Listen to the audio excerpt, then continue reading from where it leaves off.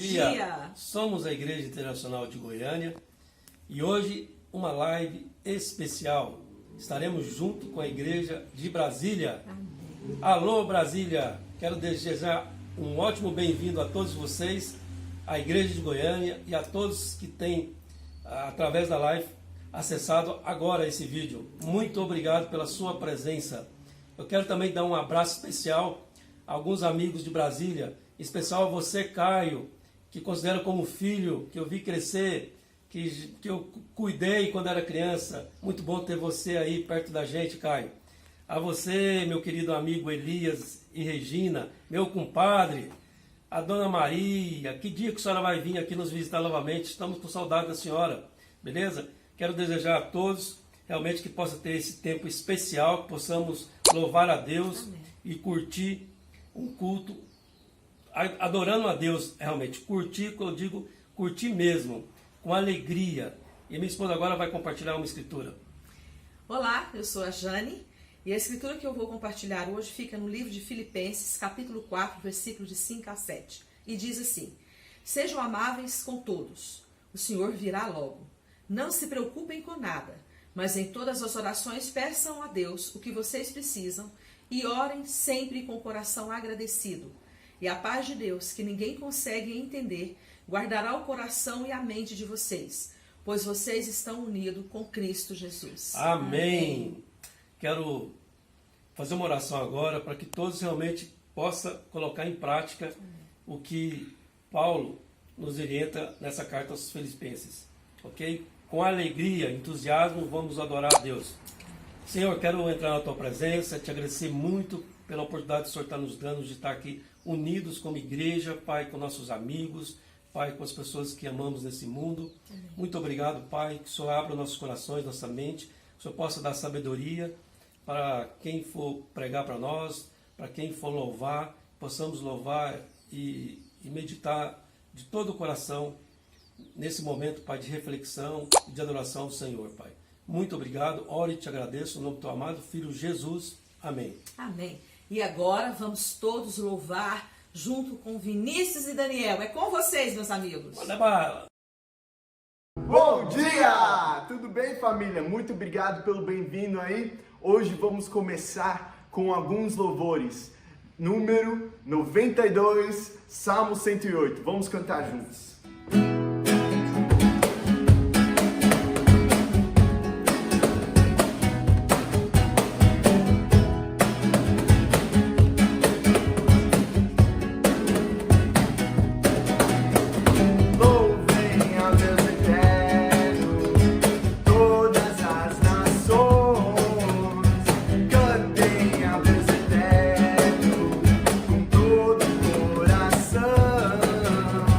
Louvem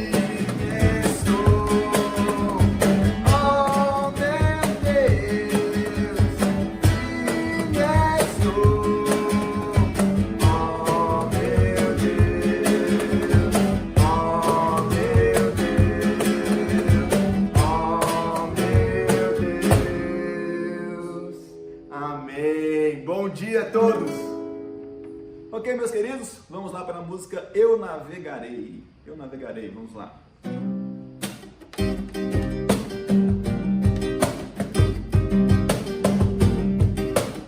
Eu navegarei no oceano do Espírito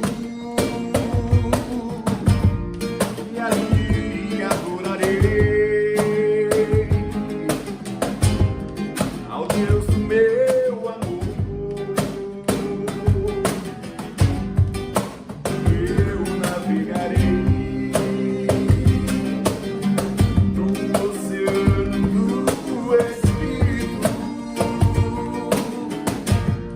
e ali adorarei ao Deus do meu amor. Espírito, Espírito, que desce como fogo, vem como em Pentecoste e enche-me de novo. Espírito, Espírito, que desce como fogo, vem como em Pentecoste e enche-me de novo. Eu adorarei ao Deus da minha vida, ao meu libertador, aquele que venceu. Eu adorarei ao Deus da minha vida, ao meu libertador, aquele que venceu. Espírito, Espírito, que desce como fogo, vem como em Pentecoste e enche-me de novo. Espírito, Espírito,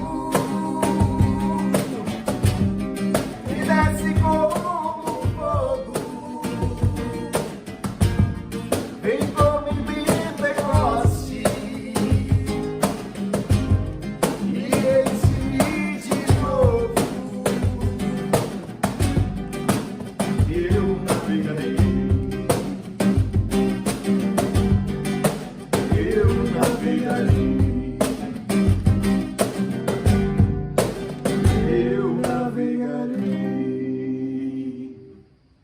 Agora a música 109, Quem é Deus acima do Senhor? Vamos lá?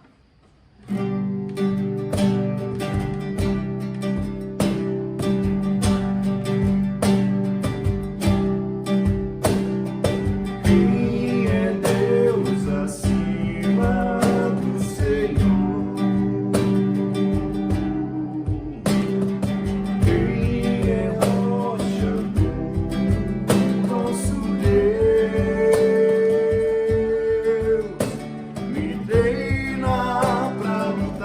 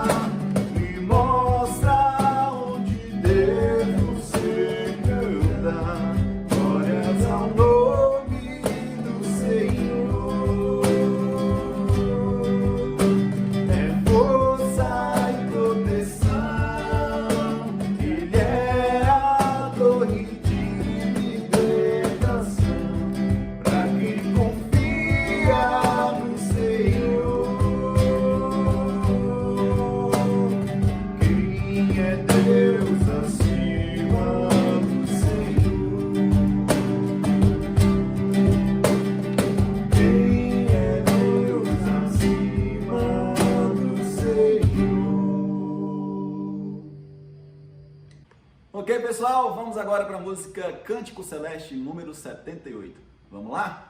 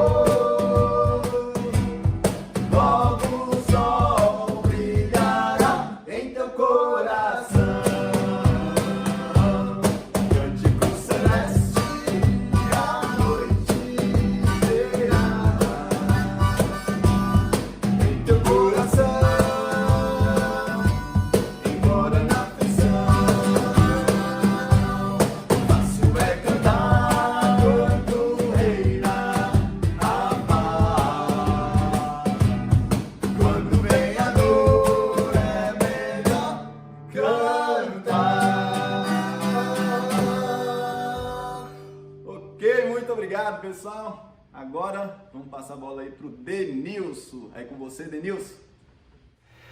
Muito bom dia a cada um nessa maravilhosa manhã de domingo. Que demais estarmos aqui presentes para louvar o nosso Deus. Presença virtual, é verdade, mas ainda assim presença, porque nos unimos aqui espiritualmente de todo o coração para louvarmos, adorarmos, para cultuarmos o Deus eterno. Muito obrigado, Hélio e Jane, pelas boas-vindas. Muito obrigado, Vinícius, Daniel, pela condução no louvor. E um forte abraço, né, a todos os irmãos e irmãs de Goiânia. Que boa ideia essa também de cultuarmos a Deus juntos. E igualmente um forte abraço a toda a nossa turma aqui de Brasília. Saudade de todos vocês. Nós estamos há mais ou menos um mês nessa quarentena, né, um período que tem mudado, né, e para muitos de nós tem mudado até radicalmente o nosso dia a dia, a nossa rotina. E eu gostaria de propor, né, que fizéssemos uma breve parada e um balanço a respeito desse período nas nossas vidas. Balanço geral da quarentena. Gostaria de trazer uma pergunta que vai nortear a gente na reflexão dessa manhã e gostaria também de incentivar você a levar para os próximos dias essa reflexão e aprofundar isso no seu coração. Qual será para você o grande aprendizado dessa quarentena? E com isso eu quero dizer, qual será a grande transformação das nossas vidas? O que nós vamos ouvir de Deus que vai operar uma transformação no íntimo dos nossos corações, mudando os nossos pensamentos e, por consequência, nossas atitudes, nossas ações. Deus tem o poder de nos transformar, mas é responsabilidade nossa nos colocarmos intencionalmente diante dele e abrirmos espaço nas nossas vidas para a operação poderosa do Espírito Santo de Deus em nós. Eu quero encorajar muito cada um a aproveitar esse tempo ímpar na vida. Eu acredito que nenhum de nós tenha passado na vida um período como esse, semelhante a esse. Mesmo porque quando a gente olha para a história, né, algo que a gente pode ter como parâmetro, né, e comparar com a Covid-19 aconteceu há cerca de 100 anos, né, lá em 1918, gripe espanhola, e atingiu o mundo de uma forma muito, muito forte, né, pelas condições da época. O impacto em termos de mortalidade foi muito maior do que o que a gente tem hoje. Atingiu cidades do Brasil, especialmente as cidades litorâneas, né, o Rio de Janeiro foi a cidade mais atingida. E eu estava lendo a respeito dessa epidemia, né, que nós sofremos aqui no nosso país. E muito interessante essa matéria, eu li isso há mais de um mês, na verdade. E no final dessa matéria, o autor, né, pesquisador do assunto, ele praticamente termina o texto, né, com esse parágrafo, que eu vou reproduzir aqui, eu vou ler para você. Ele diz assim: no fim de outubro, que era o outubro de 1918, tão rápido quanto surgiu, a epidemia desapareceu. A vida, aos poucos, voltou ao normal. E, olha só, no carnaval de 1919, a gripe espanhola foi o grande tema nos bailes e blocos do Rio de Janeiro. Marchinhas e desfiles tratavam do tema. Ou seja, um impacto muito forte, certamente traumatizou, né, várias pessoas na época, mas do nosso coração humano, se não houver uma real intencionalidade, né, para buscarmos profundamente o significado das coisas e enxergarmos Deus no nosso caminho, tudo fica muito na superficialidade. E esse é o encorajamento, né, que eu quero trazer para cada um de nós aqui. Vamos aproveitar esse tempo ímpar nas nossas vidas para realmente termos uma transformação da qual nos lembraremos nos anos vindouros.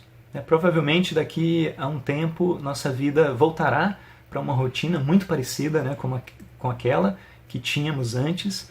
Hoje em dia a gente ouve muito falar, né, como o mundo será depois da pandemia e coisa do tipo. Eu acho que muita coisa vai mudar. Gostaria até que fossem mudanças profundas, né, no coração de cada ser humano desse planeta. Não acredito nisso por exemplos históricos, né, como esse aqui que a gente acabou de citar, mas alguma coisa vai mudar. Mas me anima muito pensar na minha vida e na vida da minha comunidade de fé, na vida da igreja. Como Deus vai agir, como Deus já está agindo nas nossas vidas para nos transformar. E eu gostaria de colocar dois aspectos, né, dois pensamentos, na verdade, que têm guiado pessoalmente as minhas reflexões nesse período de quarentena. E eu espero que isso te inspire também, traga um olhar mais profundo e possa direcionar você nos seus pensamentos, nas suas meditações. E talvez você não abrace exatamente essas duas ideias que eu vou trazer aqui, mas isso pode te inspirar para pensar em algo mais próprio, né, da sua realidade e daquilo que é uma necessidade pessoal sua. E nós vamos fazer isso a partir da leitura de um texto bíblico de Atos, capítulo 8. A gente vai ler a partir do versículo 1, que diz assim: naquela ocasião, desencadeou-se grande perseguição contra a igreja em Jerusalém. Todos, exceto os apóstolos, foram dispersos pelas regiões da Judéia e de Samaria. Alguns homens piedosos sepultaram Estevão e fizeram por ele grande lamentação. Paulo, por sua vez, devastava a igreja. Indo de casa em casa, arrastava homens e mulheres e os lançava na prisão. Os que haviam sido dispersos pregavam a palavra por onde quer que fossem. Indo Filipe a uma cidade de Samaria, ali lhes anunciava o Cristo. Quando a multidão ouviu Filipe e viu os sinais miraculosos que ele realizava, deu unânime atenção ao que ele dizia. Os espíritos imundos saíam de muitos, dando gritos, e muitos paralíticos e mancos foram curados. Assim, houve grande alegria naquela cidade. Nós estamos aqui no ano 35 DC. E esse DC não é depois do coronavírus, é depois de Cristo mesmo, lá em Jerusalém, primeiro século, quando a igreja tinha cerca de 6 anos de existência. A gente lê em Atos capítulo 2 o início, as bases da igreja em Jerusalém, ensino dos apóstolos, a comunhão, a oração, as reuniões no templo, o partir do pão, as reuniões nas casas. Ao longo desse período, a igreja foi construindo a sua fé, a sua prática e uma estrutura sobre a qual a igreja existia. Problemas surgiram, questões aconteciam na igreja. Atos capítulo 6, a gente tem um exemplo disso, a desavença entre cristãos de fala grega com cristãos de fala hebraica, e aí a instituição dos diáconos para servir a igreja naquela ocasião. Ou seja, tudo isso é uma estrutura da igreja construída ao longo do tempo, sob a direção do Espírito de Deus. Até que a gente chega em Atos capítulo 8, uma grande perseguição que começa com o apedrejamento de Estevão. Estevão testemunhando a respeito de Cristo, do reino de Deus, é apedrejado até a morte. Saulo e outros perseguidores avançam sobre a igreja. Os irmãos são dispersos por toda a região da Samaria, da Judéia. Ou seja, muito repentinamente, um distúrbio enorme acontece, uma ruptura naquela rotina que a igreja estava acostumada. Não se compara ao que a gente vive hoje, apesar de vivermos também uma mudança de rotina. A da igreja, aqui no capítulo 8, foi muito mais radical, foi muito mais intensa.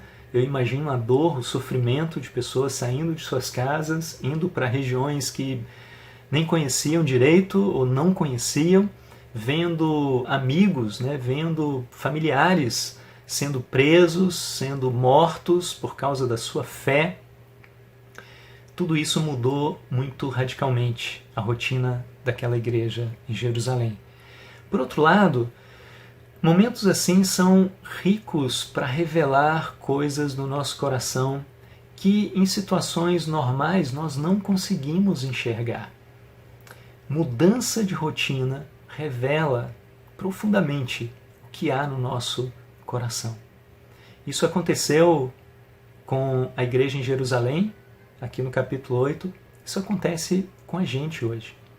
Por isso, um dos aspectos que eu mencionei, que tem me orientado, me ajudado muito nas reflexões nesse período de quarentena, é esse. A minha vida está enraizada em Cristo? Ou tem coisas na minha vida que estão suportadas por outras bases, que não é essencialmente Cristo, que não é Deus, que não é a palavra de Deus? Como está sendo isso para você? O que esse período tem mostrado e revelado no seu coração? Uma passagem bíblica, Colossenses capítulo 2, versículos 6 e 7, diz assim: portanto, assim como vocês receberam a Cristo Jesus, o Senhor, continuem a viver nele, enraizados e edificados nele, firmados na fé, como foram ensinados, transbordando de gratidão. A Bíblia fala sobre estarmos enraizados em Cristo e fala também sobre estarmos edificados em Cristo.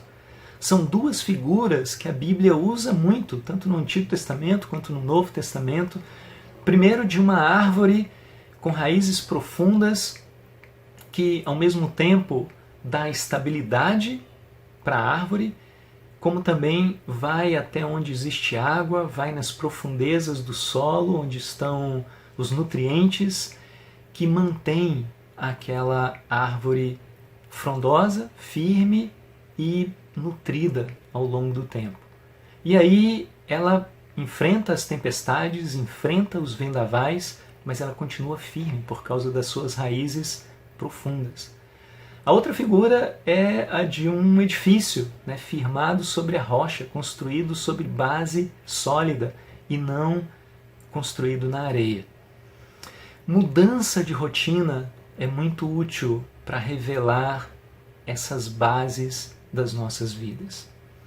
É rico a gente pensar como que uma vida cristã alicerçada na base correta, que é Cristo, produz fruto no tempo certo e mesmo diante de dificuldades se mantém firme, volta sempre para o centro, como uma árvore que recebe vendavais, que fica bem dobrada às vezes, mas sempre retorna para o centro, porque suas raízes são profundas, são firmes e estão alicerçadas no local correto.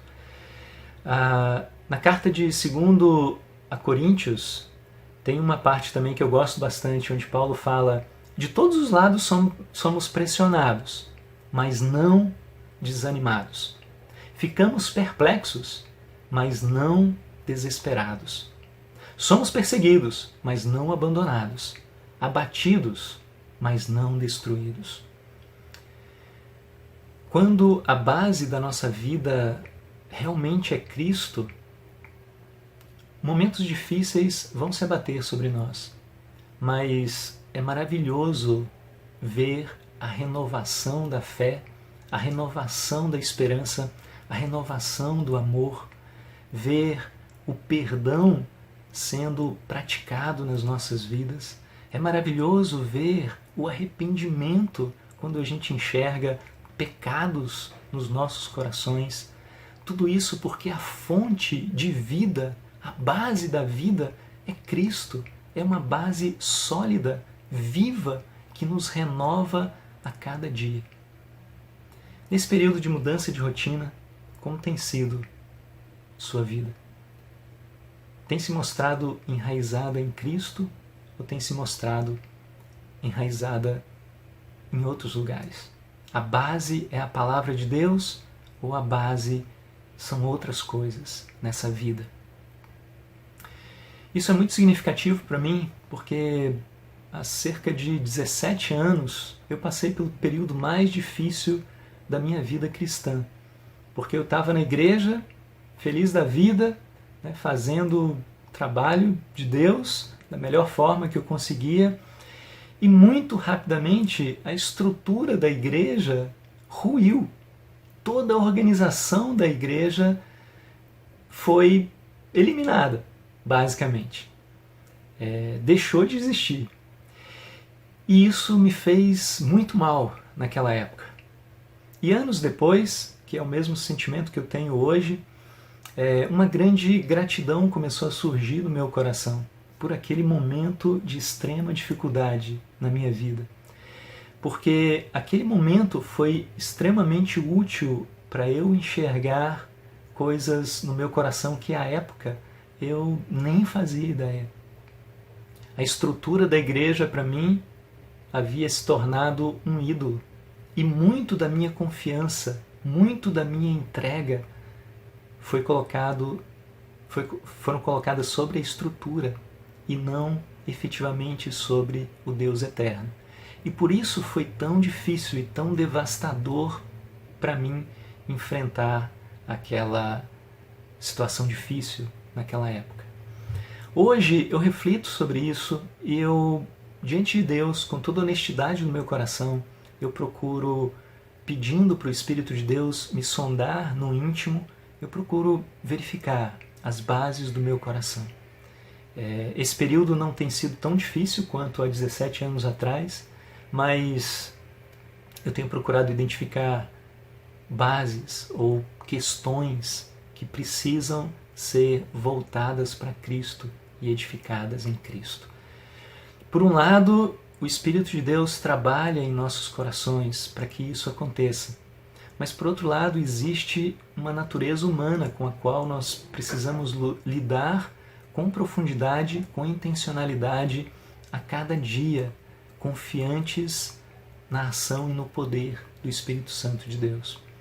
É exatamente isso que a gente vai ver na sequência. Eu queria ler o texto de Atos capítulo 8, continuando aí no versículo 9, que mostra um pouco da luta de um personagem que Lucas introduz aí na história, que é Simão, mas mostra muito do meu coração e eu acredito que do coração de todos nós. A Bíblia diz assim: um homem chamado Simão vinha praticando feitiçaria durante algum tempo naquela cidade, impressionando todo o povo de Samaria. Ele se dizia muito importante e todo o povo, do mais simples ao mais rico, dava-lhe atenção e exclamava: este homem é o poder divino, conhecido como grande poder. Eles o seguiam, pois ele os havia iludido com sua mágica durante muito tempo. No entanto, quando Filipe lhes pregou as boas novas do reino de Deus e do nome de Jesus Cristo, creram nele e foram batizados, tanto homens quanto mulheres. O próprio Simão também creu e foi batizado, e seguia Filipe por toda a parte, observando maravilhado os sinais e milagres que eram realizados. Os apóstolos em Jerusalém, ouvindo que Samaria havia aceitado a palavra de Deus, enviaram para lá Pedro e João. Estes, ao chegarem, oraram para que eles recebessem o Espírito Santo, pois o Espírito ainda não havia descido sobre nenhum deles. Tinham apenas sido batizados em nome do Senhor Jesus. Então Pedro e João lhes impuseram as mãos e eles receberam o Espírito Santo. Vendo Simão que o Espírito era dado com a imposição das mãos dos apóstolos, ofereceu-lhes dinheiro e disse-lhe: deem-me também este poder, para que a pessoa sobre quem eu impuser as mãos receba o Espírito Santo. Pedro respondeu: pereça com você o seu dinheiro. Você pensa que pode comprar o dom de Deus com dinheiro? Você não tem parte nem direito algum neste ministério, porque o seu coração não é reto diante de Deus. Arrependa-se dessa maldade e ore ao Senhor. Talvez Ele lhe perdoe tal pensamento do seu coração, pois vejo que você está cheio de amargura e preso pelo pecado. Nesse trecho a gente vê a vida de Simão. E Simão era um homem voltado para a feitiçaria, numa antiguidade mítica, um mundo repleto de mitos. Ele aprendeu e ele gostava daquele estilo de vida ali, onde ele podia controlar muitas situações e muitas pessoas até naquela pequena cidade da Samaria. Simão ouve o Evangelho de Deus junto com várias outras pessoas ali, vários outros samaritanos, e ele se converte, é batizado. E logo depois do batismo, as fortes lutas, as fortes tensões da natureza humana afloram no coração de Simão diante de uma situação lá que ele vivencia com os apóstolos, Pedro e João, que chegaram lá para auxiliar o avanço do Evangelho ali em Samaria. E muita coisa do coração de Simão é revelado aqui nessa passagem. Ele é um homem que gosta de poder, gosta de exercer esse domínio sobre situações e pessoas. Ele gosta do louvor das pessoas. Pedro, na repreensão que faz a Simão, tentando levá-lo de volta para Jesus Cristo, ele fala de amargura do coração. Ou seja, mostra o coração de Simão e acende para cada um de nós um outro aspecto que eu tenho pensado e tenho meditado bastante nesses últimos dias. O meu coração é um coração onde há uma disposição constante ao arrependimento. Ou seja, sempre que eu vejo algo que não está enraizado em Cristo, que não está centralizado em Cristo, eu rapidamente movo o meu coração na direção correta. Há uma disposição constante ao arrependimento. Isso, irmãos, significa para a gente salvação. A vida cristã é uma vida de constante arrependimento. Isso não é um fardo, isso não é uma carga, isso é uma grande bênção que Deus nos dá a cada dia, a possibilidade de mudarmos e sermos mais parecidos com o Senhor Jesus Cristo. E com arrependimento eu quero dizer uma profunda transformação de vida, uma profunda transformação do nosso pensamento, dos nossos sentimentos e da nossa vontade, alinhando a nossa vida prática no dia a dia com a vida de Jesus Cristo, alinhando a nossa vida com os princípios do reino de Deus. Esse é o desejo que eu tenho para a minha vida e, sem dúvida, para cada um de nós. Nós não sabemos se Simão se arrependeu, se não se arrependeu, espero que ele tenha se arrependido, mas para nós é de extrema importância cultivar esse coração humilde diante de Deus. Colossenses capítulo 2, versículo 9 diz assim: tenham cuidado para que ninguém os escravize a filosofias vãs e enganosas, que se fundamentam nas tradições humanas e nos princípios elementares deste mundo e não em Cristo. Sabe, esse envolvimento, né, com o que a Bíblia chama aqui de filosofias vãs, que tem por propósito obscuro nos escravizar, nos levar de volta à escravidão do pecado. Filosofias baseadas em tradições humanas e em princípios elementares deste mundo. Isso para mim significa uma vida não de acordo com os princípios de Deus, mas uma vida orientada hoje com as principais correntes de pensamento do nosso mundo, da nossa sociedade. E isso não é algo muito claro, isso muitas vezes é sutil. Eu tenho pensado em algumas coisas, por exemplo, queria mencionar 4 grandes áreas aqui que dá para a gente refletir muito, né, e profundamente sobre isso. Por exemplo, nós vivemos numa sociedade diferente daquela lá do primeiro século, diferente da de Simão, mas ainda uma sociedade que centraliza a sua esperança em ídolos. Por exemplo, quando surge uma pandemia como essa que a gente está vivendo, qual é o primeiro pensamento? Para onde a sociedade vai? E o mais importante, o que acontece no meu coração e no seu coração? Porque o que eu vejo é uma sociedade muito voltada, são pessoas voltadas para questões do tipo: e aí? E a vacina? Quando vai acontecer? Quando vai surgir? E o medicamento? Esse medicamento é bom, ele funciona, vamos comprar esse medicamento. E outra coisa que é bom e que funciona, qual é a nossa esperança? Onde está a nossa cura? E muitas vezes o coração se move para tantos lugares diferentes, onde na verdade não há esperança verdadeira, porque não está centralizado na fonte eterna de esperança, que é Cristo. Eu quero que haja cura para Covid-19, sem dúvida alguma. Eu quero que haja cura para todas as doenças. Aliás, a cura miraculosa, que a ciência não pode explicar, é uma cura de Deus. Mas a cura feita por um medicamento, por métodos científicos, também é uma cura de Deus. O louvor não pode ser dado para o ídolo ciência ou para o ídolo tecnologia. O louvor precisa ser dado a Deus, porque todo o desenvolvimento científico, toda a tecnologia que nós temos, vem a partir do Criador e da capacidade que Ele dá a cada um de nós como seres humanos. Hoje, na minha vida e na sua vida, a gente tem cultivado ídolos. Uma outra coisa que eu tenho pensado, não sei se você já ouviu isso em algum momento. O importante é eu me sentir bem. Eu vivo a vida, eu estabeleço um estilo de vida e o que eu busco, o mais importante é eu me sentir bem. Ultimamente que eu digo, é nesses últimos anos mesmo, eu tenho observado um aumento dessa pergunta, né? Como você está se sentindo? Você está se sentindo bem?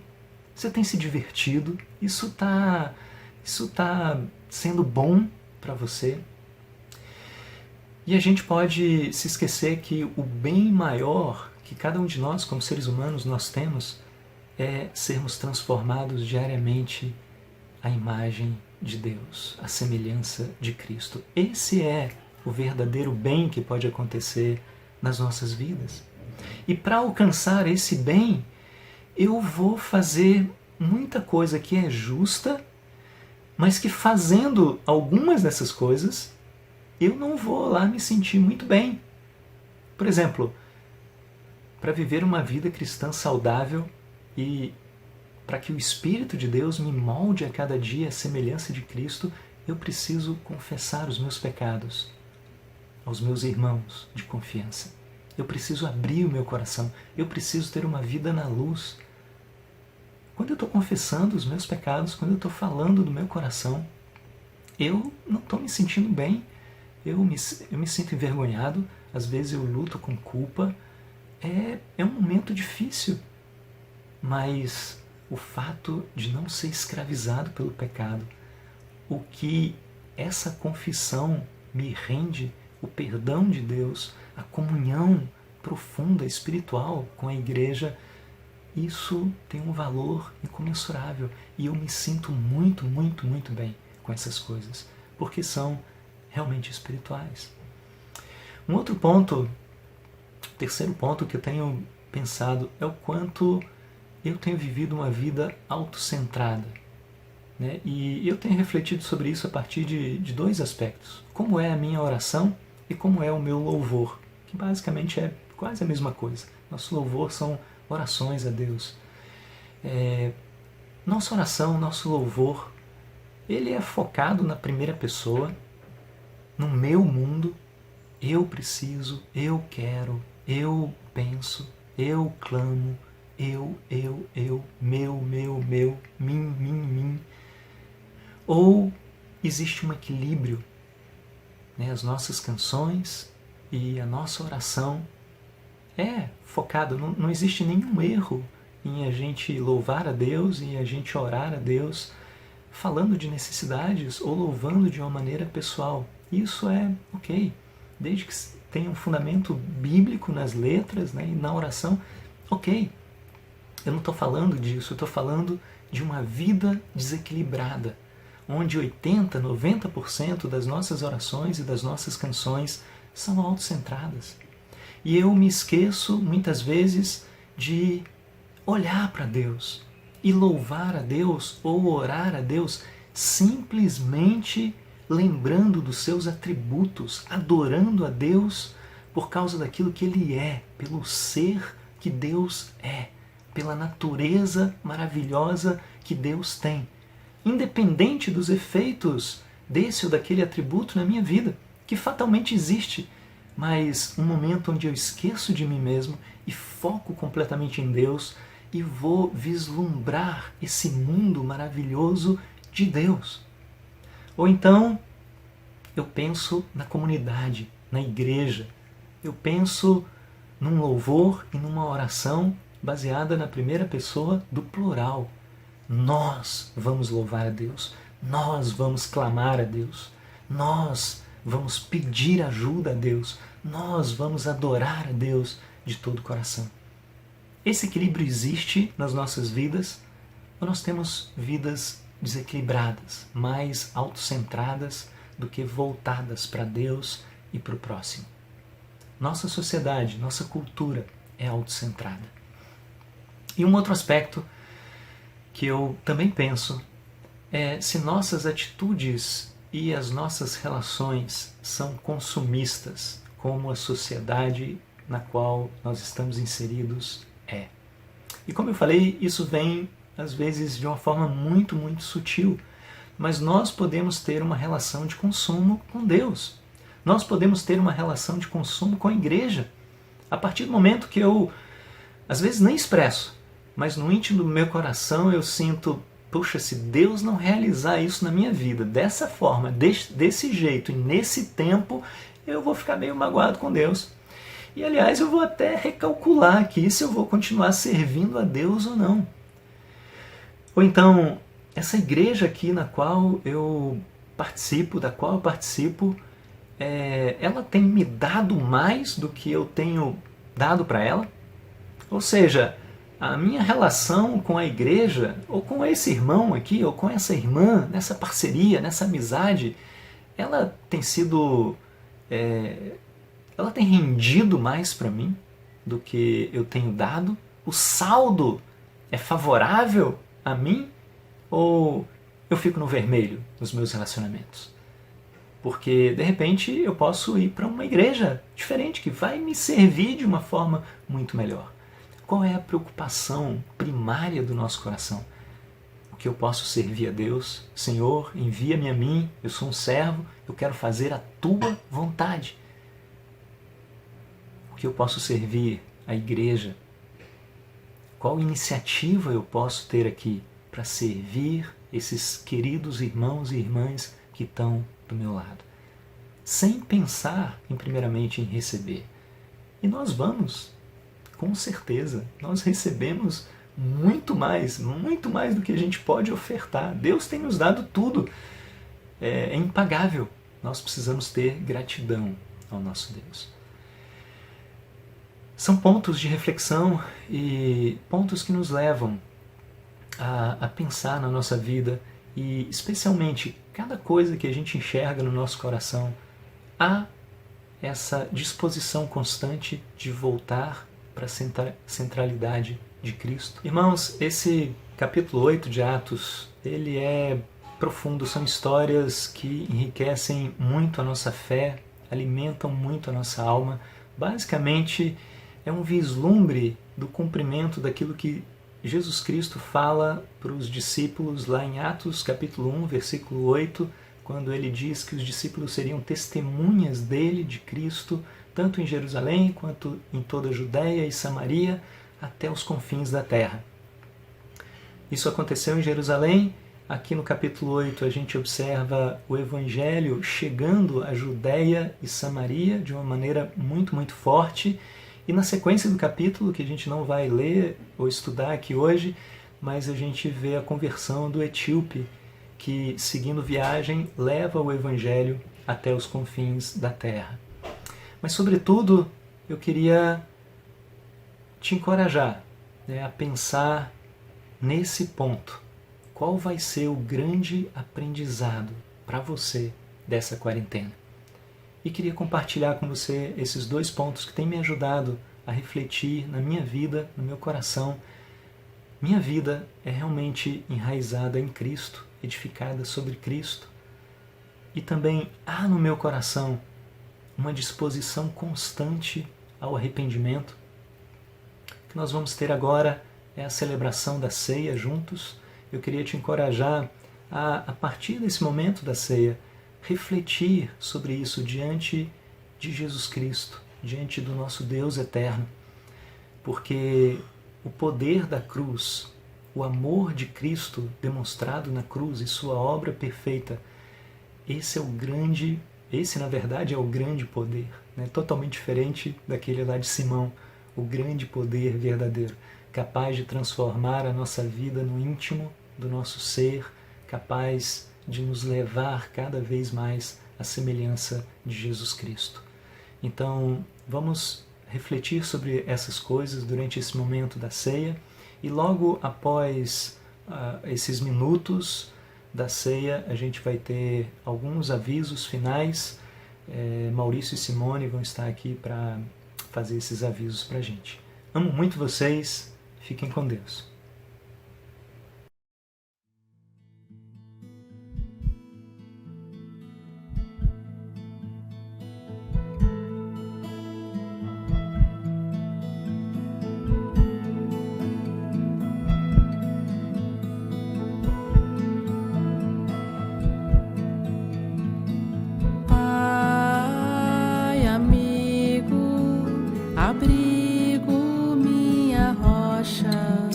Atraiu-me para uma aliança de amor. Sou filho, herdeiro, servo escolhido, tão pequeno, mas honrado pelo meu Senhor. Como um mar agitado, sou eu sem tua presença, barco sem rumo, completa indiferença. Como posso me afastar ao teu lado?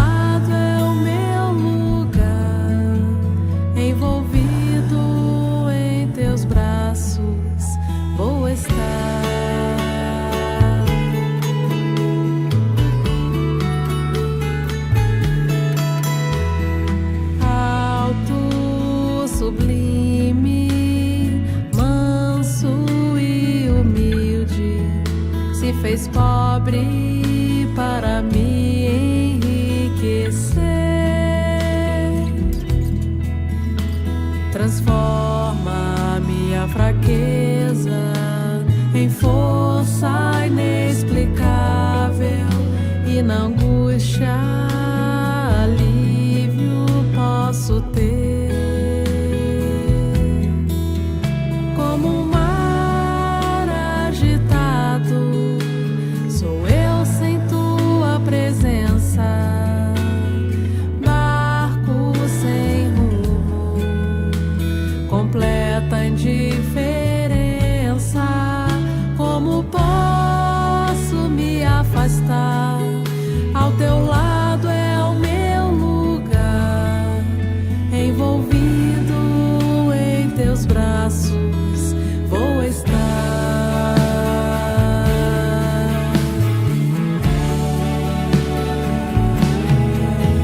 Por sua morte tenho vida, vida em abundância.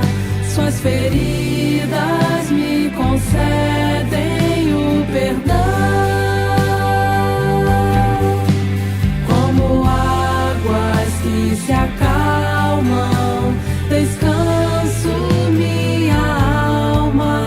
Sua entrega traz luz à escuridão. Como um mar agitado, sou eu sem tua presença, barco sem rumo, completa indiferença. Como posso me afastar? Ao teu lado é o meu lugar, envolvido em teus braços vou estar.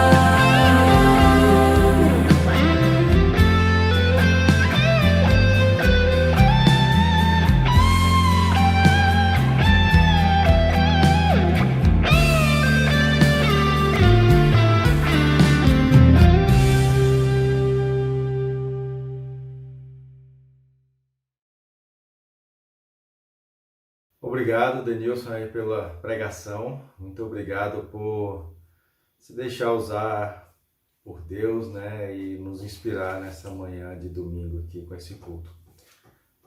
Para nós aqui em casa, né, o grande aprendizado, né, com essa quarentena, né, além de sair aí da rotina de trabalho, escola, trânsito, essa correria do dia a dia, poder descansar um pouco mais, né, e ver, né, Deus trabalhando nas nossas vidas, nos nossos corações. Mas, sem dúvida, né, utilizar as ferramentas virtuais, esses aplicativos de comunicação, tem nos ajudado a nos mantermos sãos, né, e conectados com os amigos. Verdade. Né? Usar as ferramentas virtuais tem nos ajudado bastante, né, para podermos estar juntos, né, dos amigos e irmãos, né, ter essa proximidade aí, ainda mais agora com esse isolamento, né, tem sido complicado pra gente. Isolamento social não é muito pra mim, que gosto de estar com pessoas, mas tem me ajudado muito, né, e aos irmãos também, tanto espiritual como emocional, poder usar essas ferramentas ao nosso favor, né? Somos gratos a Deus por poder ter a tecnologia nesse momento, né? Que assim a gente consegue estar próximo, mesmo estando longe. E eu quero agradecer a todos aí que participaram do culto, que interagiram aí no chat, né, que estiveram conosco nessa manhã, e especialmente aos nossos amigos e irmãos aí de Goiânia. Estamos com muitas saudades, né? O período que passamos com vocês aí em 2015, né, quando moramos com vocês aí, nos ajudou bastante, né? Nós vimos o quanto Deus tem cuidado de vocês e cuidou de todos nós, cuidou da nossa família aí em Goiânia através da igreja, e criamos laços incríveis, né? E a saudade sempre bate nesse momento então de quarentena, que a gente estava planejando ir visitá-los e vamos esperar um pouquinho, mas muito bom estar novamente com vocês, mesmo que virtualmente. Verdade, irmãos. Eu estou morrendo de saudade, não só eu, mas todos aqui estamos assim com o coraçãozinho partido. Muitas saudades, viu? E temos avisos, né? Primeiro, a Igreja de Goiânia, né, continua com a série, né, Como Ser Igreja. Na quarta-feira, né, às 19h30, lá na página do Facebook, acessem lá, acompanhem lá Igreja de Goiânia, né, ICOC Goiânia, no Facebook. Acompanhem lá e desfrutem dessa série incrível. Para todo mundo, hein, galera? Só lembrando. Isso aí. E também, né, o Ministério de Jovens Solteiros está com, olha só que incrível, 2 coisas essenciais da vida: café e oração. Isso mesmo. Uhul, bom demais. Todos os solteiros, os jovens aí, não só de Goiânia, também os de Brasília, né, que queiram participar, né, aí pelo Google Meet, todas as sextas-feiras, às 9 da manhã. E tem mais um recadinho Vamos assim, lá. né? Então, vocês aí que estão em Goiânia, né, se quiserem aprender um pouco mais sobre a igreja, né, aprender sobre Jesus, sobre Deus, nós temos aí a igreja, né, entre em contato através da página do Facebook, ICOC Goiânia, né, temos a página aí, vocês podem entrar lá, mandar mensagens que vocês vão ser respondidos, né, tem os irmãos aí incríveis que estão dispostos, né, a estar com vocês, a dar o melhor deles por vocês e, né, ensinar esse relacionamento que nós temos, né, com Deus, né, mostrar para vocês o que é viver com Cristo, né? Então, entrem lá, né, mandem suas mensagens, vai ser incrível. É isso mesmo. E avisos para a Igreja de Brasília, né? As lives, né, de semana continuam. Acessem lá o nosso Facebook, né, Igreja de Brasília e CIBSB, acompanhem lá as lives durante a semana. E se você, né, tem aí vontade de fazer uma das lives, né, quer participar aí, dando aí compartilhando um pouco na live, procura o Caio, que ele está organizando a agenda lá. Então, participem. Também, se você faz parte do grupo do JUS, Jovens Universitários e Solteiros, né, participem lá das atividades que estão acontecendo, né? Eles estão com uma programação incrível. Então, se você tá aí, faz parte do grupo aqui em Brasília e em Goiânia também, né?